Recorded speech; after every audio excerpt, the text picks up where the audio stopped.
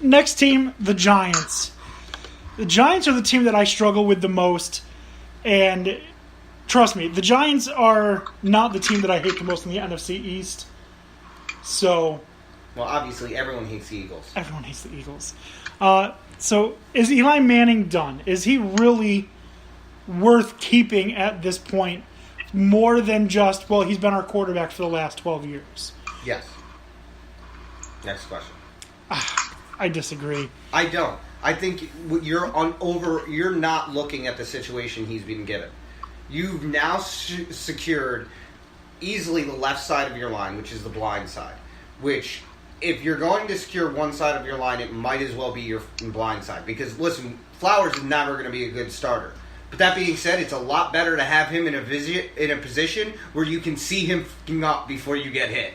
Okay? So there's that. Then you add weapons like Saquon Barkley, where teams aren't going to be able to double hit your wide receivers and stack the box at the same time. So now you're freeing up the possibility. You're with Odell Beckham, Sterling Shepard, Ingram, and Saquon Barkley. Defenses are going to have to be straight up honest. And I think that alleviates a lot more pressure off of teams realizing that, weak offensive line, no wide receivers, no running game, we blitz all day. It's like, remember the Titans. So, it is. I understand what you're saying, but I think the one that Sterling Shepard... What makes you think that Eli's done?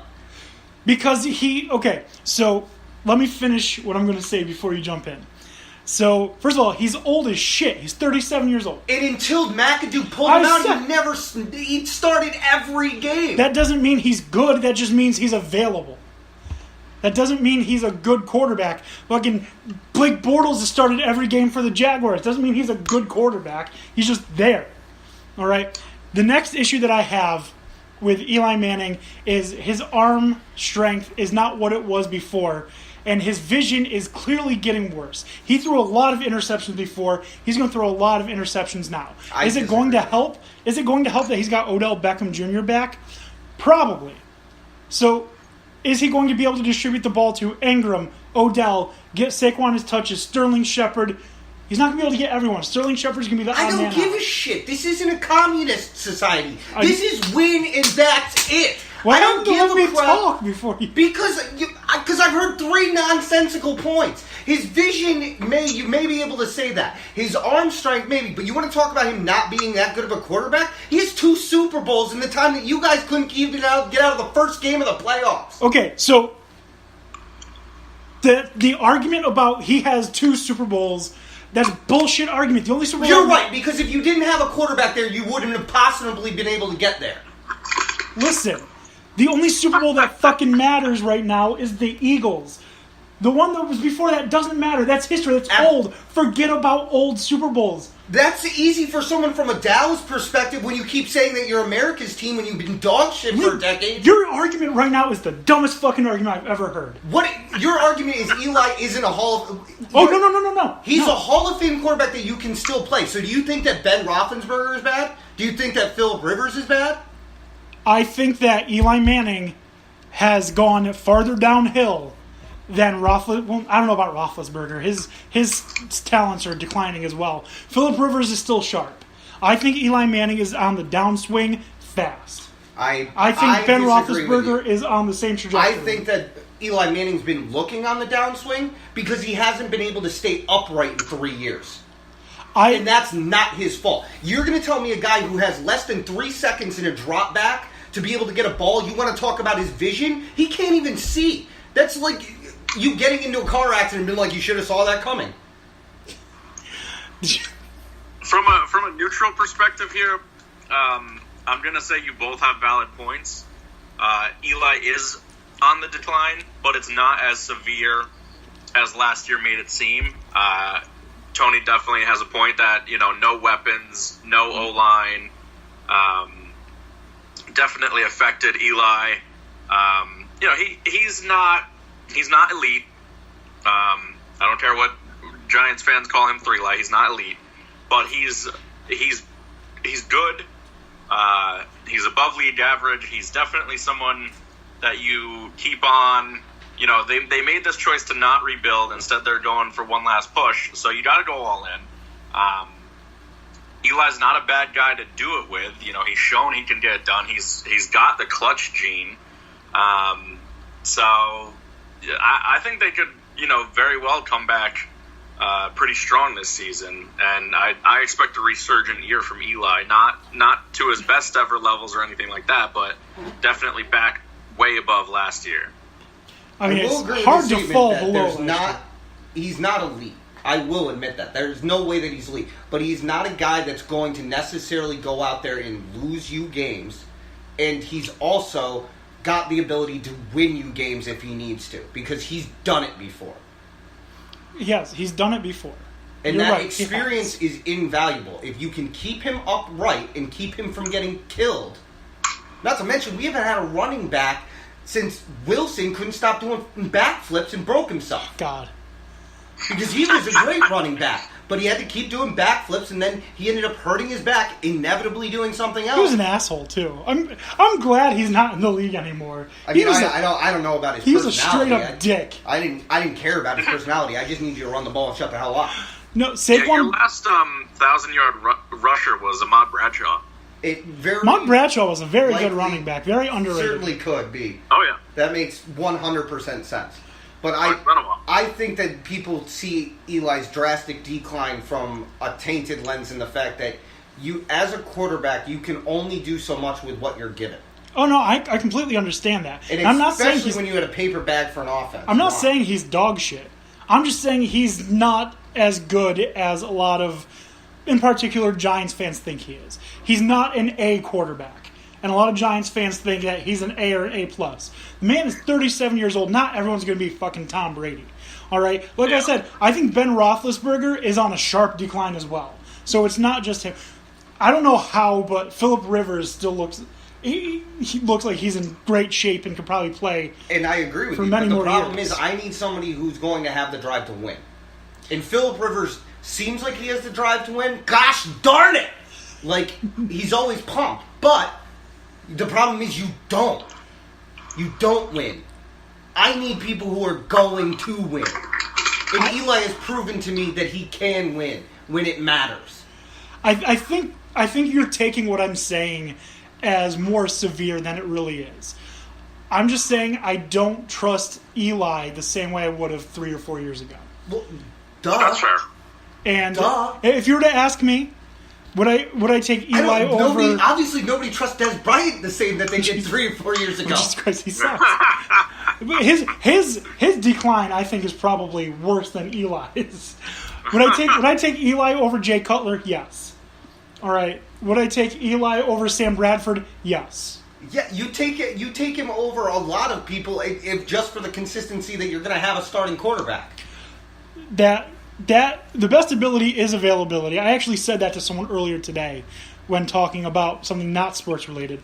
Yeah, he's going to be there, but I think the Giants really... How did that come up? Best ability is availability? Talking about answering phones at work and stuff, so doesn't... I was going to say, what would possibly be the context? But in all honesty, and I know you're going to disagree with me, would I take Eli over Dak Prescott? No. Oh. Would I take him over Carson Wentz? No. Would I take him over Alex Smith? With the weapons that Eli has, I'd take Alex Smith because I would trust him to get the ball to them better. Again, I can't say Dak Prescott because I don't know how much he can throw the ball over 20 yards. So if you want to talk about arm strength, at least I know Eli can huck it over 20, and he's willing to do it. Fair. But I am willing to take the other 3 quarterbacks in the NFC East over Eli Manning. The other issue that I have with the Giants, because we got a huge fights. They make this fun. Wow. The offensive line has got to be better, and I know that you know they've addressed the left tackle, but it's so much more than just Nate Solder. Nate Solder is going to provide very valuable protection. He'll give Eli maybe another second. Is that enough? Because he's still got Eric Flowers. You lost Weston Richburg, who was great for the team. You lost Justin Pugh. I know Nate Solder is going to shore up the left tackle. I'm not sure about the other positions on the line. I have no doubt that Hernandez is going to be a monster. He just has that mentality in the way that he plays. He's not going to be pushed around. He looks like it. I am fine from center to the left. My concern is right tackle and right guard. Yep. And that's where the concern is. But that being said, I'd much rather have my concern being on a side that Eli can see coming than his blind side. Because that's a liability. Right. You start hearing footsteps, you start thinking, I need to get the ball out. Sooner than you do, you start making bad passes that end up going off somebody's hands or over the wide receiver and then into a safety's hands. Yeah. So if he can see the pressure coming, I have a feeling he's more likely to make a better decision with the football. Whether that be throw it away or maybe find a wide receiver or check down, whatever that may be, I'd rather have him see the problem coming at him and assess it from there. You know what, too? I have this mentality that not a lot of other people have. He's a very immobile quarterback. Yeah, he's not going to run. He's a Manning. They don't run. Right. He's a very immobile quarterback. When you're an immobile quarterback, taking a sack isn't the worst thing in the world. No. If you're mobile and you run like 25 yards back, that's when it becomes a problem. And Eli's smart enough to sometimes take a sack. The problem is sometimes he puts it up unnecessarily, and I have a feeling that happens because a lot of it was happening because he didn't see the pressure coming. Where if you can see it coming, that makes a whole lot of a difference. I mean, in his entire career, he's had issues with interceptions. Yeah, every once in a while he's going to air it. It's what he does. And he's good for like one a game. I don't have a problem with him throwing one interception a game as long as you're going to throw three touchdowns a game. Right. And get us a rushing one. That's all I need you to do. Right. So. And then maybe the defense not get everyone injured like they do every year. Man, that defense was one of the worst in the league last year simply because they didn't come off the field. Well, yeah, when you're sitting there and you're doing nothing but being on the field, and then two, everybody always goes down with the Giants. Everyone always goes down. Someone. I mean, they were pretty healthy last season. Surprisingly, they were pretty healthy last season. We lost Landon Collins, and that's the leader of your defense right there. Yeah, you lost Landon Collins, but for the most part, you didn't really lose to anyone else. Jason Pierre-Paul was out for, 2 games? Whatever. Olivier Vernon was healthy all season. Doesn't count. He has 8 fingers. Yeah, okay. And now he's a Tampa Bay Buccaneer. Well, good for him. He can go down there and play with that monster that they have on their D-line. Can the defense be as dominant as they were 2 seasons ago? I don't think so. Not because they're not capable, but because they were historically awesome. I don't think they can be that good.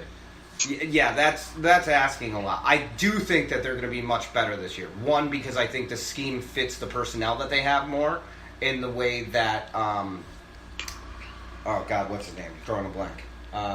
Arizona defensive coach that we got. I don't remember his name. Yeah, it starts with a B, I think. I can't remember it right now. But his scheme was more of the 3-4 that I think the Giants can play a lot better. And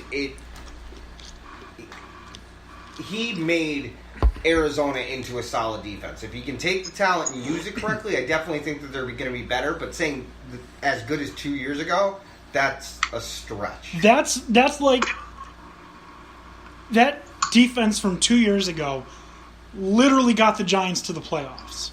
Yeah. Usually it's offense that gets you to the playoffs and defense that wins the Super Bowl. It was complete opposite. Defense got them to the playoffs. We're talking about Jacksonville Jaguars level of defense. There's no way that they're going to be at that same production, especially having lost Jason Pierre-Paul, who was still an athletically productive freak, 2.5 fingers less than me. Yeah. I mean, they still have snacks on the D-line, which is going to still plug up holes, and you're certainly going to want that in a league that can run, or a division that can run the ball. Secondary is where the questions are. Free safety needs to be shored up. Eli Apple, whether or not he's going to turn around and start a new leaf or not. Landon Collins is obviously going to read the defense for everybody. Jenkins is fine. Jenkins and Collins are the two I don't have